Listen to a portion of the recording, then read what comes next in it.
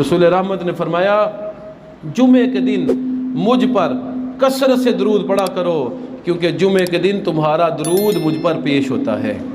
اچھا، یہ حدیث آدھی سنتے سناتے ہیں لوگ، پوری حدیث بہت کم لوگ ہیں جنہوں نے سنی سنائی ہو۔ ممبروں پر بھی آدھی حدیث بیان ہوتی ہے، اور خصوصی طور پہ مکتبہ اہل حدیث کے لوگ اس حدیث کو پورا بیان ہی نہیں کرتے، کر ہی نہیں سکتے۔ اس کی وجہ یہ ہے کہ اسی حدیث سے حضور علیہ السلام کی زندگی مبارک بعد از وصال ثابت ہوتی ہے۔ بعد از وصال حضور کی زندگی اسی حدیث سے ثابت ہوتی ہے۔ فرمایا مجھ پر کثرت سے درود پڑھا کرو، جمعے کے دن تمہارا درود مجھ پر پیش ہوتا ہے۔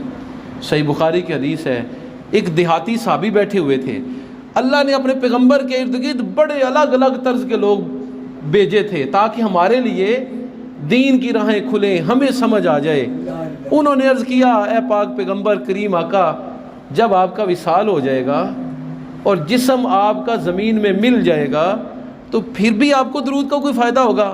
حضور نے فرمایا، اے بندہ مومن غور سے سن لے، ان اللہ حرم علی الارض ان تاکل اجساد الانبیاء، اللہ نے زمین پر حرام کر دیا ہے کہ نبیوں کے جسموں کو کھائے۔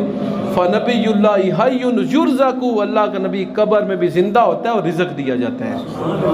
حدیث آدھی سناتے ہیں کہ جمعے کے دن درود پڑھو، اللہ کی حضور کی اللہ حضور کی بارگاہ میں پیش کرے گا، حضور کی بارگاہ میں براہ راست جائے گا، لیکن یہ حدیث پوری نہیں سناتے کہ صحابی نے حضور سے پوچھا، یا نبی اللہ آپ کی زندگی کے بعد؟ تو حضور نے فرمایا کہ اللہ نے زمین پر نبیوں کے جسم کو کھانا حرام کر دیا ہے، نبی اپنی قبر میں بھی زندہ ہوتا ہے۔ اور اس کی دوسری مثال صحیح مسلم کے اندر ہے، رسول رحمت فرماتے ہیں میں جب معراج کے لیے جا رہا تھا تو براق پر سوار ہوئے، مررت بقبر موسیٰ، میں حضرت سیدنا موسیٰ کلیم اللہ کی قبر کے پاس سے گزرا، فہو یصلی فی قبرہ، وہ اپنی قبر میں کھڑے ہو کر نماز ادا کر رہے تھے، کھڑے ہو کے نماز ادا۔ یہ پیغمبروں کی زندگی ہے، قبر کی زندگی ہے، برزخ کی زندگی ہے۔ اور وہ بندہ کتنے خسارے میں ہے جو کہتا ہے جی نبی ہمارے جیسے ہی ہیں، یا بڑے بھائی جتنا مقام ہے ان کا۔ رسول رحمت فرماتے ہیں انا بمنزلتی ابیکم، میں تمہارے باپ کا درجہ رکھتا ہوں، سنن ترمذی کی حدیث ہے۔ اور بعض لوگوں نے اپنی کتابوں میں لکھ دیا کہ حضور کا وقار بڑے بھائی جتنا ہے۔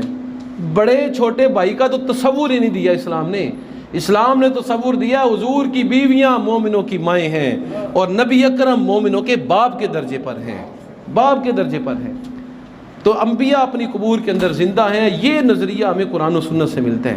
تو حضور نے فرمایا جمعے کے دن کثرت سے درود و سلام پڑھا کرو، کیونکہ جمعے کے دن تمہارا درود مجھ پر پیش ہوگا۔ صحابی نے عرض کیا یا نبی اللہ وصال کے بعد؟ آپ نے فرمایا اللہ نے زمین پر حرام کر دیا ہے کہ نبیوں کے جسموں کو کھائے، اللہ کا پیغمبر قبر کے اندر زندہ ہوتا ہے اور اسے رزق دیا جاتا ہے۔